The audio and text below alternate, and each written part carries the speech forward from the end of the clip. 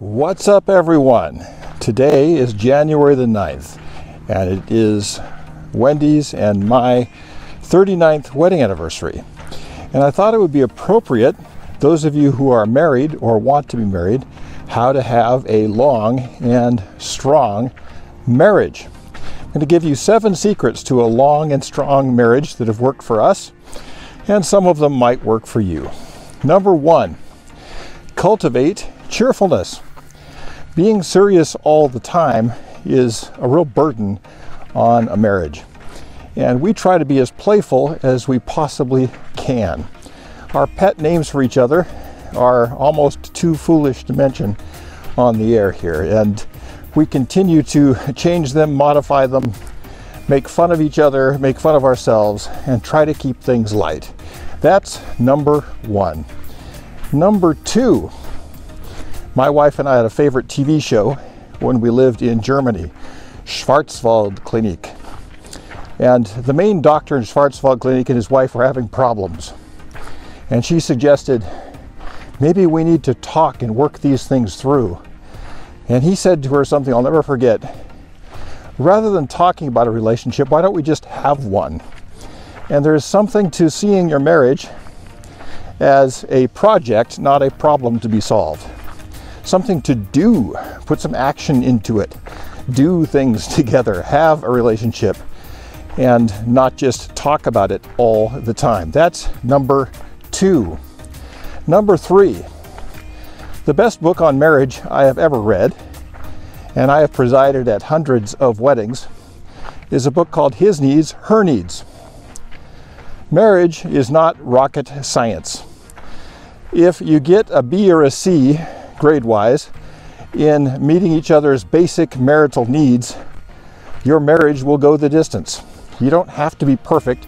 You don't have to get an A.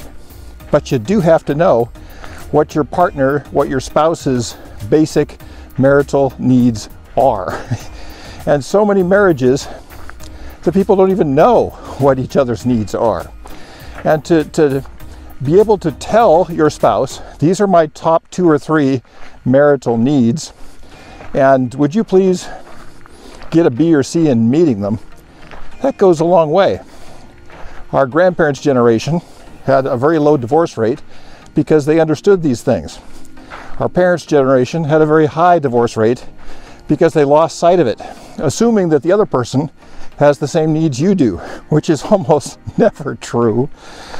For instance, one need might be to go on fun dates. Another need might be to cultivate cheerfulness. Whatever it might happen to be, find out what those needs are and meet them. That is secret number 3. Regular church going is secret number 4. My wife and I have always been committed to going to church, even when we are on vacation. There is something about being physically present as a couple with a group of people who have set their intentions on living good lives and cultivating good relationships and being loving and kind with each other. There's really no substitute for that. It's like going to the gym, spiritually speaking, and there is really no better way to ensure that. We also have a couples group at our church, and we meet every other Monday night, and we've been meeting with them for 10 or 15 years, and those couples have done an awful lot to enhance our marriage and our relationship. Being around other people who want to make their marriages work and their families work on a regular, consistent basis. Not something to do on Sunday morning if you've got nothing else, but it's blocked out.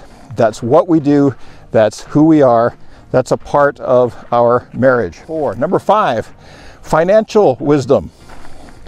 Live well below your means. My wife and I, we clothe ourselves at thrift shops. We don't have to do that. We have always made a good income doing lots of different creative things. We have lots of different income streams, lots of different things we do to generate income actively, and also to pay attention to basic financial wisdom. Things like Financial Peace University, those kinds of things. Having a good financial advisor, Lynn Connolly, our financial advisor, just getting good advice and building up capital are really, really important things. I think that a lot of marriages stress out because of financial problems. And to live well below your means is a good way to keep that from happening, preventatively speaking. Number 6, no back door. Divorce was not an option when we started. It's a word we don't mention. If you see a marriage is building a house together, and if you put a back door or escape hatch called divorce in it, eventually the pressures of life will tempt you to use it. If you don't have that door, if there is no door, and unless Wendy were to turn into a maniacal axe murderer, we're staying together. Secret number 7. Now, Roman Catholics see marriage as a sacrament. Wendy and I are not Catholic, but I think they're on to something. They see marriage as something bigger than the two people involved in it, the two people participating in it. I love the part of the marriage service that says, "Till death do us part," and the other part that says, "Those whom God has joined together, let no one put asunder." Seeing the marriage as something bigger than the two of you, something that you're participating in, not something that you're creating between the two of you that depends on the two of you, both of whom are fallible, really helps a lot. Seeing marriage as an institution which is sacred, which is something which is indissoluble. It's something you can't take apart. It's a permanent thing. It's a permanent marker. It's a tattoo, whatever you want to call it, something that stays done.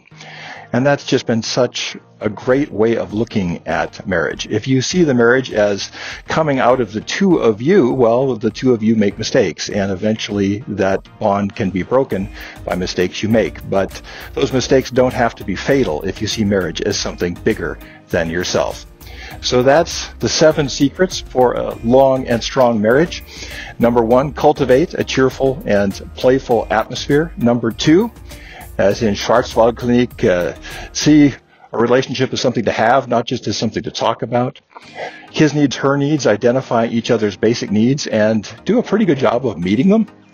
Regular church going and being around people who want to help your marriage and make it go strong, and having other couples to help out. Financial wisdom, living below your means and building up capital. It's a big key. No back door called divorce. And seeing marriage somewhat as a sacrament, as bigger than you are. Those are the things that have worked for us. Maybe some of them will work for you. I wish all of you who are married a long and strong marriage, and those of you seeking marriage to be able to find one. Blessings on you on this, our 39th anniversary day.